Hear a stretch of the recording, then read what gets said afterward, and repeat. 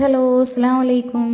ഇന്ന് ഞാൻ വന്നിട്ടുള്ളത് എല്ലാവർക്കും ഒരുപോലെ ഇഷ്ടപ്പെടുന്ന ഒരു സ്വീറ്റ് ഡിഷുമായിട്ടാണ്, കസ്റ്റാർഡ് ഡോനട്ട്സ്. അപ്പോൾ ഇതെങ്ങനെയാണ് ഉണ്ടാക്കുന്നത് നമുക്ക് നോക്കാം. അതിനുവേണ്ടി ഞാനൊരു ബൗളിലേക്ക് 1.5 കപ്പ് മൈദ ഇട്ട് കൊടുത്തിട്ടുണ്ട്. ഇനി ഇതിലേക്ക് 2 ടീസ്പൂൺ പഞ്ചസാര ഇട്ട് കൊടുക്കാം. ഒരു 1/4 ടീസ്പൂൺ ഈസ്റ്റും 1 നുള്ളു ഉപ്പും കൂടി ചേർത്ത് കൊടുക്കാം.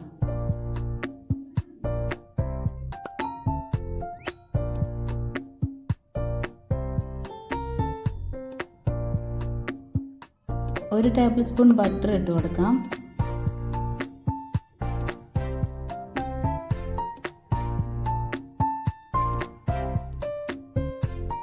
ഇനി ഇതിലേക്ക് 1/2 കപ്പ് പാല് കുറച്ചായി ചേർത്തിട്ട് നന്നായിട്ട് ഇതൊന്ന് കുഴച്ചെടുക്കാം.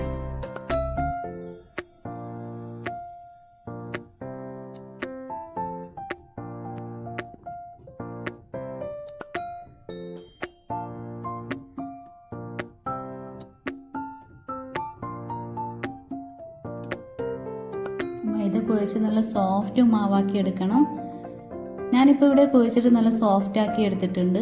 ഇനി ഇത് ഒരു ക്ലിംഗ് ഫിലിം വെച്ചിട്ട് മൂടി വെച്ചിട്ട് 1 മണിക്കൂർ പൊങ്ങാൻ വേണ്ടി മാറ്റി വെക്കാം.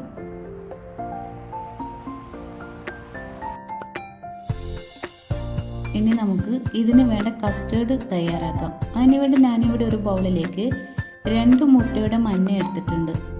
ഇതിലേക്ക് 1 ടീസ്പൂൺ വാനില എസൻസും 3 ടേബിൾ സ്പൂൺ പഞ്ചസാരയും 2 ടേബിൾ സ്പൂൺ മൈദയും കൂടി ചേർത്ത് നന്നായിട്ട് മിക്സ് ചെയ്തെടുക്കാം.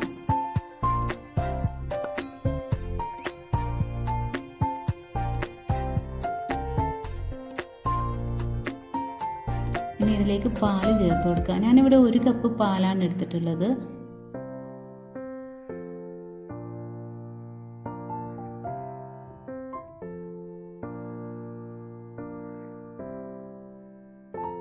മൈദയും കൂടി ചേർത്തിട്ട് ഇത് നന്നായിട്ട് മിക്സ് ചെയ്തെടുക്കണം.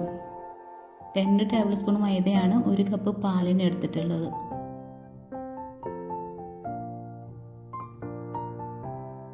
ഇനി ഇത് ഫ്ലെയിമിൽ വെച്ചിട്ട് ഒന്ന് കുറുക്കിയെടുക്കാം.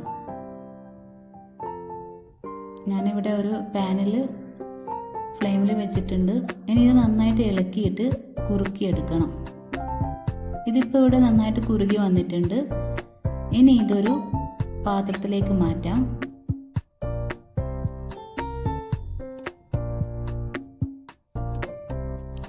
അങ്ങനെ കസ്റ്റേർഡ് ഞാനൊരു പാത്രത്തിലേക്ക് മാറ്റി വെച്ചിട്ടുണ്ട്. ഇത് നന്നായിട്ട് കവർ ചെയ്തിട്ട് ഫ്രിഡ്ജിലേക്ക് ഒരു 1/2 മണിക്കൂർ വെക്കാം.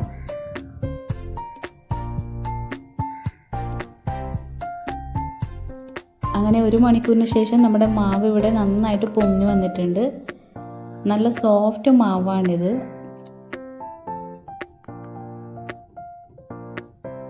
ഇനി ഇതിൽ നിന്ന് 2 ഭാഗമാക്കിയിട്ട് ഒരു ഭാഗം എടുത്തിട്ട് പരത്തിയെടുക്കാം.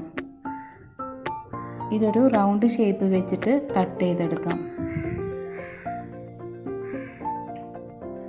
ഏതെങ്കിലും ഒരു ബൗളിൻ്റെ മൂടി വെച്ചിട്ട് കട്ട് ചെയ്താലും മതി. ഇത് ഈ ഒരു കനത്തിലാണ് ഞാൻ പരത്തിയെടുത്തിട്ടുള്ളത്.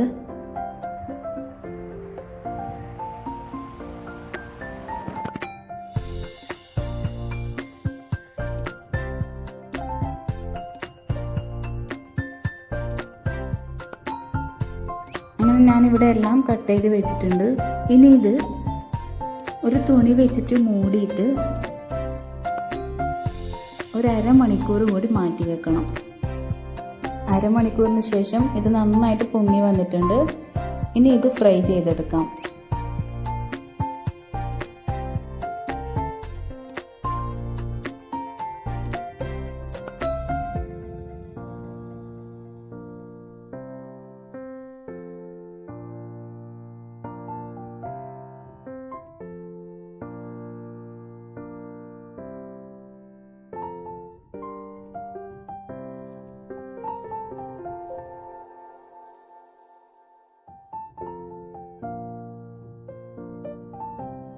അങ്ങനെ നമ്മുടെ ഡോനട്ട്സ് എല്ലാം ഇവിടെ ഫ്രൈ ആയിട്ട് വന്നിട്ടുണ്ട്. ഇനി ഇതിലേക്ക് കസ്റ്റേർഡ് ഫില്ല് ചെയ്ത് കൊടുക്കാം. അതിനുവേണ്ടി ഞാനൊരു കത്തി ഉപയോഗിച്ചിട്ട് ഇതിൽ ചെറിയ ചെറുതായിട്ട് മുറിച്ചിട്ട് ഒരു ഹോൾസ് ആക്കിയിട്ടുണ്ട്. അതിലേക്കാണ് കസ്റ്റേർഡ് ഫില്ല് ചെയ്ത് കൊടുത്തിട്ടുള്ളത്. നിങ്ങൾക്ക് വേണമെങ്കിൽ ഇതിനെ രണ്ടായിട്ട് കട്ട് ചെയ്തിട്ട് അതിലേക്കും കസ്റ്റേർഡ് ഫില്ല് ചെയ്യാവുന്നതാണ്. ഇതിൻ്റെ മേലെ ഞാൻ കുറച്ച് പഞ്ചസാര പൊടിച്ചിട്ട് വിതറി കൊടുത്തിട്ടുണ്ട്.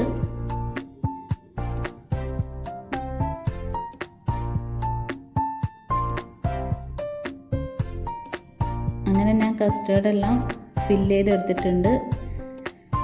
എല്ലാവരും ഉണ്ടാക്കി നോക്കണം. ഇത് കുട്ടികൾക്കൊക്കെ ഒരുപാട് ഇഷ്ടപ്പെടും. സൂപ്പർ ടേസ്റ്റാണ് ഇതിൻ്റെ.